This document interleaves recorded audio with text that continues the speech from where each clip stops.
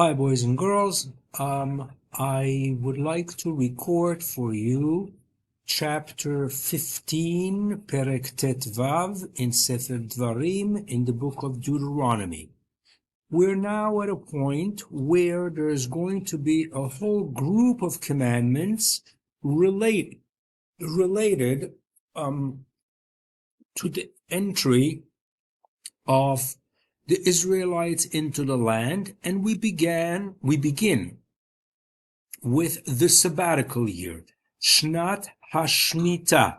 Shnat HaShmita. Shmita is a year when we are not allowed to plant things except what grows naturally in our field, but there are other regulations, and it tells us about the social concerns of the Torah. For example, on the sabbatical year, all loans are canceled.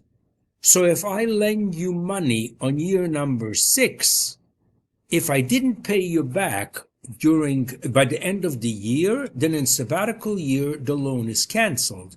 And of course, the Torah is concerned.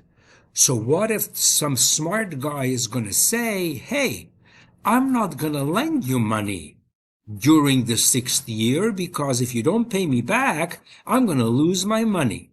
So the Torah is going to address that. But the Torah wants loans to be canceled because if Shimshon Hammerman is poor, then it can't be that he and his children will be poor forever.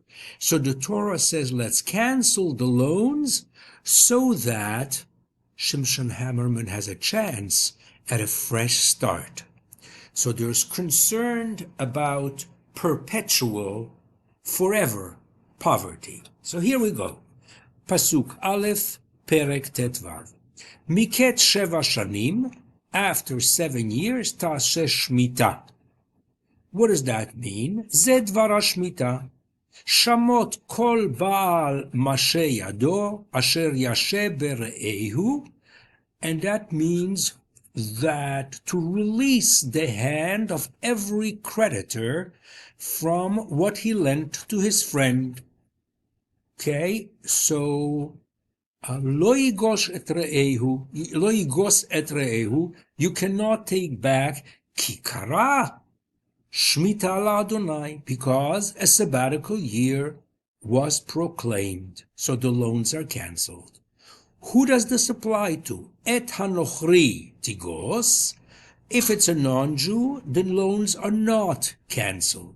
Vasher yelecha et achecha tashmet yadecha. But if it's a Jew, your brother, those loans are cancelled.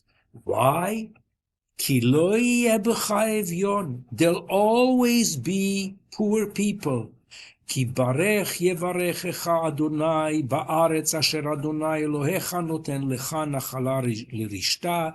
God will always bless you that you should have an opportunity in your land. But you must listen to God's commandment, lishmor la'asot et kol hamitzvah azot asher anochi metzavcha hayom. Ki Adonai Elohecha berachecha kasher diber lach. God blessed you, and you will take over many nations, but you will not be taken over. Umashalta bagoyim rabim, uvecha lo imsholu. You will take over other nations, but other nations will not take over from you. So the Torah is giving us rule. What is the rule? Ki yeh b'cha evyon me'echad me'achecha. If there will be a poor person amongst you, one of your brothers, one of your cities, asher Adonai Elohecha noten lach, the cities that God gives you, lo te'ametz et levavcha. Don't harden your heart and don't harden your hands and say, I'm not giving. Patoach tiftach et yadcha lo. Open your hands. Give him what he needs. Dei machsoro asher yichsar lo. Give him enough, whatever he's missing. Be generous. Hishamer lecha peniyeh davarim levavcha bli ya'al. And God protect you if you should dare to be evil and say, the sabbatical year is near. Karva shnat hashmita, shnat hasheva, shnat hashmita, vera'a eincha be'achicha, and you will be harsh with your friend, velo titen lo, and you will not give him. V'kara alecha el Adonai, and then your friend will complain to God, and you will be considered a sinner. Naton titen lo, you surely will help him out if your friend needs help. Betitcha lo, you will not do bad in your heart, but you will give him. Yevarechecha Adonai Elohecha, and God will bless you for this and everything that you earn. Why? Because there will always be poor people in the land. Al ken anochi metzavcha le'emor, patoach tiftach et yadcha le'achicha, le'aniyecha ule'evyoncha be'artzecha. You will always open your hand, open your heart to the poor and to the people that don't have. Next mitzvah. Ki yimacher lecha achicha ha'ivri ho ha'ivriya. If somebody is so poor that they have to sell themselves, either a male or a female servant, then they will work for you for 6 years, but on the 7th year, you have to liberate them. You have to send them free. So again, the Torah is not willing to accept that somebody is poor forever. Okay? Tishalchenu chofshi, you will send him free. You will not send him empty-handed. You will not send him empty-handed. Ha'anek ta'aniklo, if you send him empty-handed, then he's going to have to sell himself to be a slave again. So what's the use? Ha'anek ta'aniklo, you will give him your sheep, your cereals, your grapes, whatever God has given you, titenlo. Okay, whatever God blessed you, you will give. In other words, when you free your slaves, male or female, you got to give him something to get started. Otherwise, he's going to have to be a slave again. Why? V'zacharta, because you will remember that you were a slave in Egypt, and God took you out, and that is why God is commanding you to be soft-hearted and kind-hearted to slaves that are liberated. Why? What do? If the slave said, I liked working for you. You were a good boss. I don't want to go free. I like you. I like your house. I like working with you. So you will take an awl. An awl is like a nail that has a wooden handle at the end.